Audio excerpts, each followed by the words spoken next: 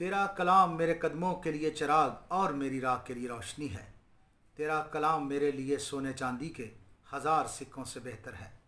हज़ारों साल पेशतर कहे जाने वाले ये अल्फाज आज भी हमारी ज़िंदगियों में असर कर सकते हैं। खुदा का कलाम हमें ज़िंदगी अता कर सकता है। खुदा का कलाम हमें तसल्ली बख्श सकता है। खुदा का कलाम हमें शिफा बख्श सकता है। खुदा का कलाम हमें तसल्ली बख्श सकता है। गो हम खुदा के कलाम पर गौर करें। अजीज़ों, आए हम खुदा के कलाम में से कलूसियों का ख़त उसका पहला बाब उसकी 13वीं और 14वीं आयत पर गौर करें। कलाम मुक़द्दस में लिखा है कि उसी ने हमको तारीकी के कब्ज़ा से छुड़ाकर अपने अजीज़ बेटे की बादशाही में दाखिल किया, जिसमें हमको मखलसी यानी गुनाहों की माफ़ी हासिल है। हालेलुया। खुदा के कलाम के पढ़े और सुने जाने पर खुदावंद की बरकत हो। Hallelujah, praise the Lord. आए हम दुआ करें। प्यारे खुदावंद, इस कलाम के वसीला से सुनने वाले को बरकत इनायत कर, मसा इनायत कर, आज़ादी इनायत कर, मखलसी इनायत कर, रिहाई इनायत कर, माफ़ी इनायत कर, यस्सु के नाम से आमीन। सबसे पहले खुदावंद यस्सु मसीह की सलामती आपके साथ हो, जिसने हमसे फरमाया कि देख, मैं दुनिया के आखिर तक तुम्हारे साथ हूँ। हमारा खुदावंद हमारे साथ है। उसने यशफा से वादा किया कि जहाँ कहीं तू जाएगा, खुदावंद तेरा खुदा तेरे साथ साथ जाएगा। अजीज़ों, उसी खुदा ने इंसानों के लिए नजात का दरवाज़ा खोला है। इस सहीफ़े का शुमार उन हज़ारों हज़ार रूहानी और आसमानी उठान वाले सहाइफ में होता है जो रूह की नजात का बायस बन सकते हैं, जो रूह की तसल्ली का बायस बनते हैं, जो फतहमंदी का नारा लगाने का बायस बन सकते हैं। अजीज़ों, इस आयत में पौलुस रसूल हमारा ध्यान खुदा के रहम और अजीम काम की तरफ दिलाते हैं, इसलिए कि मसीही ईमान में खुदा के नज़दीक कोई बात मुश्किल नहीं है। मसीही खुदा कादिर मुतलक खुदा है। दुनिया भर के मसीही ईमानदार लोग खुदा कादिर मुतलक वाजिबुल वजूद और खुदा कदूस की इबादत करते हैं। इसलिए हमारे ईमान के मुताबिक खुदा जो कुछ करने का इरादा कर लेता है उसे वह पूरा करता है। और मैं समझता हूँ कि ये खुदा ने इरादा किया कि वो गुनाहगार को तारीकी के कब्जा से छुड़ाए। पौलुस रसूल फरमाते हैं कि उसने हमको तारीकी के कब्जा से छुड़ाकर अब हम तारीकी के इख्तियार में नहीं है। अब हम दुनिया के, जिसे तारीकी की बादशाहत कहा जाता है, मौत की बादशाहत कहा जाता है, इसे शैतान की बादशाहत कहा जाता है, वक्त नाराज़गी की बादशाहत कहा जाता है, हम इसके इख्तियार में नहीं है, बल्कि मेरे अजीज़ों, अब हम मसीह खुदावंद के इख्तियार में हैं।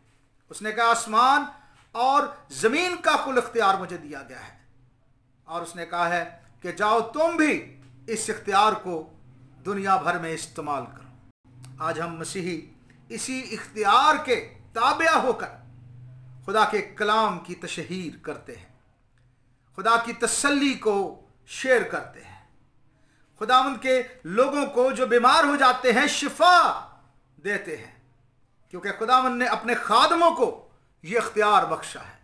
अजीज़ों, गुनाह की वजह से इंसान खुदा से दूर हो चुका था, लेकिन खुदा ने अपने बेटे के वसीला से हमें इस तारीकी की बादशाहत से, तारीकी की हालत से अजीज़ों नजात देने का इरादा किया। और उसने 2020 साल पहले अपने बेटे को भेजा, जिसकी खुशखबरी पौलुस रसूल ने इफिसियों 3 बाब 13वीं और 14वीं आयत में दी है कि मगर तुम जो पहले दूर थे अब यस्सु के खून के सबब से नज़दीक आ गए हो, क्योंकि वही हमारी सुलह है जिसने दोनों को एक कर लिया और जुदाई की दीवार को जो बीच में थी ढा दिया। Hallelujah, praise the Lord. कि हमारे खुदावंद ने गुनाह की दीवार को, जुदाई की दीवार को, तारीकी की दीवार को जो बीच में थी ढा दिया और हमें इस तारीकी से निकाल लिया है। अब हम तारीकी के फर्जंद नहीं बल्कि रास्तबाजी के फर्जंद कहलाते हैं। खुदा ने किसी और को हमें इस बुरी हालत से निजात देने के लिए नहीं भेजा, बल्कि उसने अपने बेटे को भेजा। अजीज़ों, आए हम उसकी तारीफ करें, उसकी तमजीद करें, उसके नाम का शुक्र करें, क्योंकि उसने हमें नूर में दाखिल कर दिया है। यसू खुदा के नूर में चलने का वसीला और सबब है। अजीज़ों, गुनाह रूहानी मौत पैदा करता है। गुनाह की मजदूरी लिखा है मौत है। तो यसू मसीह का खून जो सलीब पर बहाया गया है, वो लोगों को, एक खोए हुए इंसान को रूहानी मौत से, रूहानी तारीकी से निजात बख्शता है। उसने हमें रूहानी तारीकी से, अबदी तारीकी से, मौत की गिरफ्त से, दुनिया की गिरफ्त से, उसने बदी की गिरफ्त से, नाराज़गी की गिरफ्त से निजात दे दी है। हालेलुया! हमारे खुदावंद का शुक्र हो, क्योंकि वो निजात का खुदा है। मलाकी नबी फरमाता है कि निजात उसके हाथ में है। अजीज़ों, हम निजात के खुदा की इबादत करते हैं। और फिर वो कहता है कि अपने अजीज बेटे की बादशाही में दाखिल किया। निजात का वसीला भी उसने बेटा बनाया और अबदी बादशाहत में दाखिल करने का जरिया भी उसका बेटा ही है। लिखा है, जिसके पास बेटा है उसके पास जिंदगी है, और जिसके पास बेटा नहीं उसके पास जिंदगी नहीं है। हालेलुया! अगर आप खुदा के बेटे पर ईमान लाते हैं तो आप खुदा की बादशाही में दाखिल होंगे, क्योंकि खुदा इस सालूस, इसका मेमार बनाने वाला और मिरास के हकदारों पर अपनी मोहर करने वाला है। उसका पाक रूह आज पूरी दुनिया में लोगों पर मोहर कर रहा है। जो यीशु पर ईमान ला चुके हैं या ला रहे हैं, उन पर खुदा का पाक रूह मोहर कर रहा है। अजीज़ों, क्या आप इस बादशाहत को देखने के आरजूमंद हैं? क्या आप जानना चाहते हैं कि इस बादशाहत के वारिस कौन होंगे? तो फिर मेरे साथ यूहन्ना की इंजील उसका 3 बाब उसकी 5वीं आयत निकालें, जहां लिखा है, खुदावंद ने निकोदेमुस से कहा कि जब तक आदमी नए सिरे से पैदा ना हो वो खुदा की बादशाही को देख नहीं सकता है। ऐसा शख्स अंधा है जो तारीकी के इख्तियार में है, गुनाह के इख्तियार में है, इबलीस के इख्तियार में है। वो अंधा है, उसे नए सिरे से पैदा होना जरूरी है। उसी ने निकोदेमुस को कहा कि जब तक आदमी पानी और रूह से पैदा ना हो वो खुदा की बादशाही में दाखिल नहीं हो सकता। ऐसा बंदा ना सिर्फ अंधा है बल्कि लंगड़ा भी है। और आप जानते हैं कि माजूर शख्स, रूहानी तौर पर माजूर शख्स, खुदा की मुकद्दस हैकल में दाखिल होने का मकदूर नहीं रखता है। आज वक्त है कि हम यीशु मसीह को कबूल करें। लिखा है यूहन्ना 1 बाब उसकी 12वीं आयत में कि जितनों ने उसे कबूल किया उसने उन्हें खुदा के फर्जंद बनने का हक बख्शा।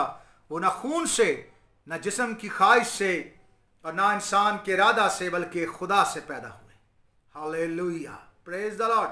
अगर आपने खुदा को कबूल कर लिया है, अगर आपने उसे अपना शाफी मान लिया है, तो मेरे अजीजों, आप खुदा के खानदान में जन्म ले चुके हैं। बहुत से लोग जो इस दुनिया में पैदा होते हैं वो तारीकी की बादशाहत में पैदा होते हैं, वो शैतान की बादशाहत में पैदा होते हैं, वो बदी, नाराज़गी और मौत की बादशाहत के फर्जंद और शहरी हैं। लेकिन जो लोग यीशु मसीह पर ईमान ले आते हैं वो नूर के फर्जंद कहलाते हैं, वो आसमानी मिरास के वारिस बन जाते हैं।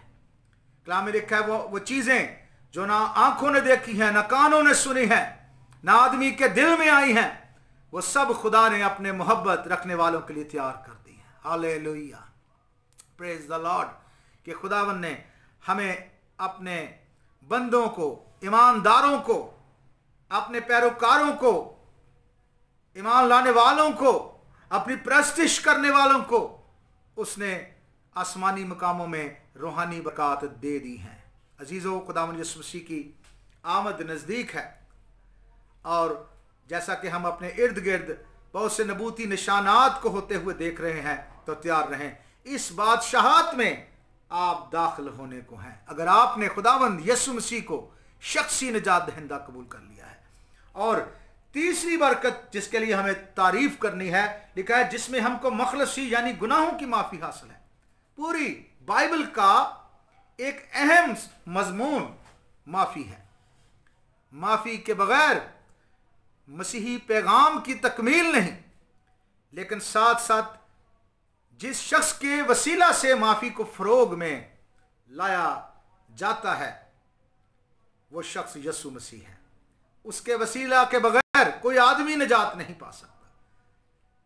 अमाल 4 बाब उसकी 12वीं आयत में लिखा है कि आसमान तले आदमियों को दूसरा नाम नहीं बख्शा गया जिसके वसीला से हम निजात हासिल करें। अजीज़ों, अगर आप यीशु मसीह पर ईमान लाते हैं, चाहे आप आसमान पर रहते हैं, ज़मीन पर रहते हैं, कहीं पर भी आप अपना घर बना लें, ज़मीन के नीचे भी अपना घर बना लें, तो अभी निजात का वाहिद वसीला खुदावंद यीशु मसीह ही होगा। हर गुनाहगार को वो निजात देना चाहता है। वो चाहता है कि आप जिस्मानी मौत से निजात पाएं, अपने गुनाहों का इकरार करें, आप रूहानी मौत से निजात पाएं। अजीज़ों, जो लोग यीशु मसीह पर ईमान लाते हैं वो रूहानी मौत से निजात पा लेते हैं। हर गुनाहगार को अपनी जिस्मानी मौत से पहले अपने गुनाहों का इकरार करना है, क्योंकि मौत के बाद आने वाली ज़िंदगी में निजात का मौका नहीं होगा। अजीज़ों, हम सब गुनाहगार हैं और पौलुस रसूल कहता है कि मैं दुनिया में सबसे बड़ा गुनाहगार हूँ। तो हम भी पौलुस रसूल की तरह कहें कि हम जितने भी गुनाहगार हैं उन सब में से बड़ा गुनाहगार मैं हूँ। अजीज़ों, अगर आज हम उस पर ईमान ले आते हैं तो हम खुदाए कदूस की नज़र में रास्तबाज ठहर जाएंगे, क्योंकि यीशु को गुनाह, मौत और जहन्नम से निजात का वैध वसीला मानकर ही हम रास्तबाज ठहर सकते हैं।